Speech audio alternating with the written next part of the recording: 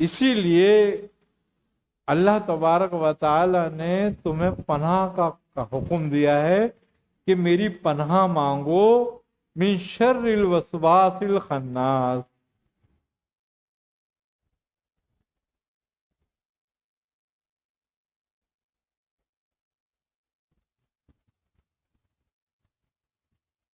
پناہ مانگو سیاہی سے، غاص کی نزاوات.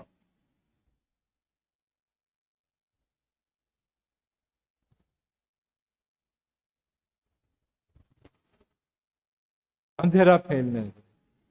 اس سیاہی کیا، اندھیرا کیا ہے؟ یہ ہے اولیاءہم الطاغوت یخرجہم من النور علی ظلمات. کہ جو شیطان اور ان کے دوست ہیں نا، یہ لوگوں کے اجالے سے نکال کر اندھیروں میں لے جاتے ہیں. اس لیے پناہ مانگی گئی ہے کہ سیاہی پھیلنے سے پناہ مانگتا ہوں.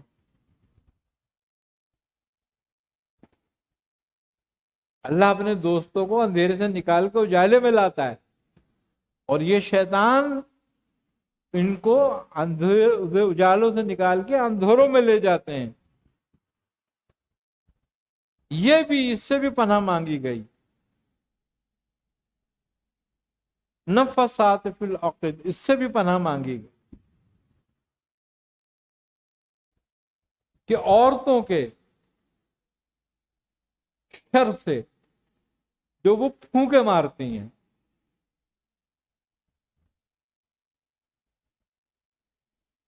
من شر حاسد اذا حسد، اور حسد کرنے والے سے جب وہ حسد کرنے لگے.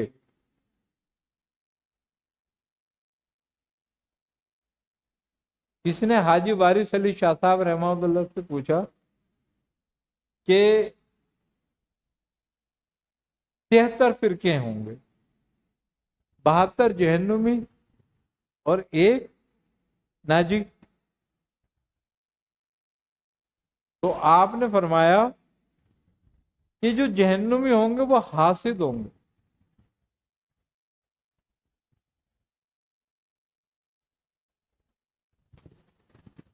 حسد کرتے ہوں گے. کہا کیسے؟ کہا کہ علم العادات کے مطابق حسد کے لفظ 72 ہیں.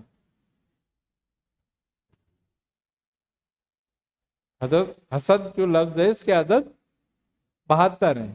1 کے 8، 3 کے 60، کتنے ہو گئے؟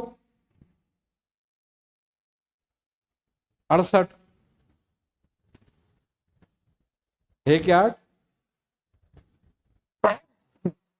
اور 3 کے 60، تو یہ ہو گئے 68. اور دال کے 4، 72. تو کہا وہ بچے گا جو اس سے پاک ہو.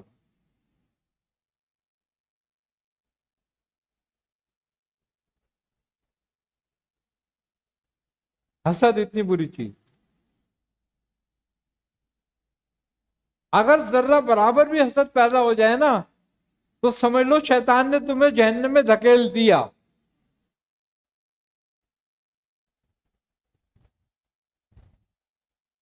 وہ دیکھو کھڑے ہو کے وہ ہوتے ہیں نا اونچا نیچے پانی میں جانے کے لیے صرف لگاتے ہیں، وہ پھسل ٹائپ کی جو ہوتی ہے، پھسلنی ہے، سلائڈ، سلائڈ لگاتے ہیں نا. تو وہ بندہ ایسا ہی ہوتا ہے حاسد، جیسے وہاں کھڑا ہوا اور شیطان نے اس کو ایسے ہی سرکا دیا کہ اب تو سیدھا جا، آپ کہیں نہیں روکے گا، تو میرا کام تو ختم ہوا، میں جا رہا ہوں.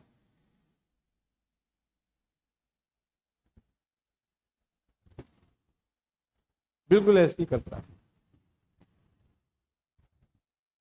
کمال بات یہ ہے کہ اس صورت میں اللہ تبارک و تعالی سے پناہ جو مانگی گئی ہے، جس صفت سے مانگی گئی ہے، وہ کیا ہے؟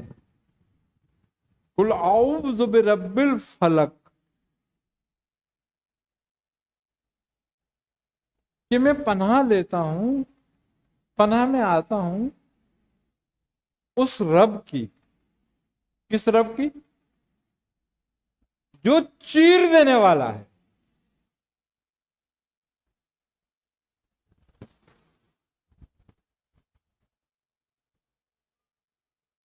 فلک جو ہے وہ اس شگوفے کو یا اس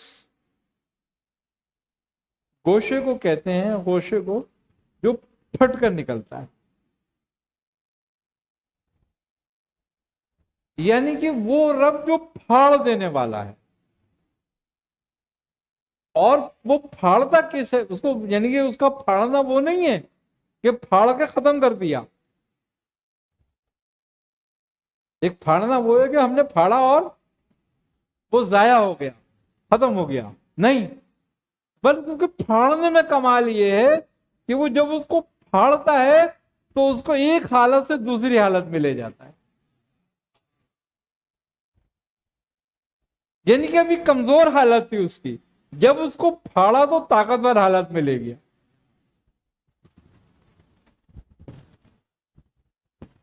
رب وہ ہے جو حالت کو تبدیل کرنے والا ہے، ایک حالت سے دوسری حالت میں لے جانے والا ہے.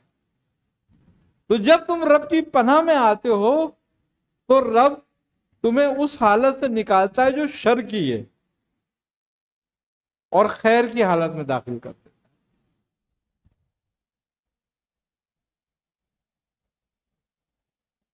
تو وہ تو تم پہ ہر وقت اتنا مہربان ہے، مگر جب تم اپنی دشمنی اپنے آپ نمٹانا شروع کر دو اور خود ہی دشمن ہو جاؤ اپنے آپ کے، تو اب کون کیا کرے گا؟ اللہ کہتا ہے کہ میں بے انصافوں کو ہدایت نہیں دیتا جو اپنے ساتھ انصاف نہیں کرے. یعنی انصاف اس کو ملتا ہے، ہدایت اس کو ملتی ہے جو ہدایت کا متلاشی ہوتا ہے. اور جو ہدایت کی تلاش نہیں کرتا تو کبھی ہدایت نہیں ملتی، نہ اس کے لیے ہدایت ہے.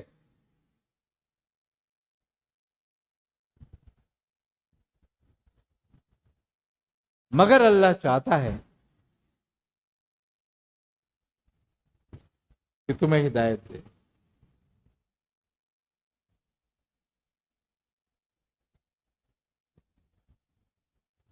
کیونکہ کائنات کی سب سے بڑی نعمت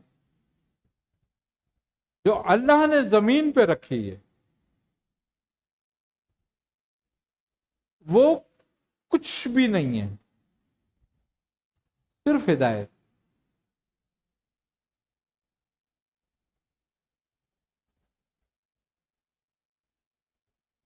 اور وہ ہدایت اللہ نے اپنے حبیب رسول خدا صلی اللہ علیہ وسلم سے جوڑ دی.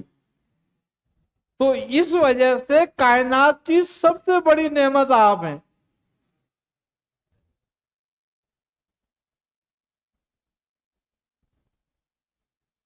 جس کو ساری دنیا مل جائے، ساری دنیا کی بادشاہت مل جائے، سارا کچھ مل جائے، مگر اسے ہدایت نہ ملے، اس کا نتیجہ کیا ہو؟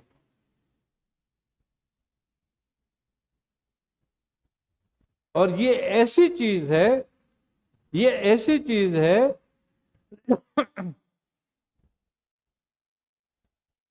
کہ یہ دنیا کی سب سے بڑی نعمت ہے. اور اسی وجہ سے کہ یہ دنیا کی سب سے بڑی نعمت ہے،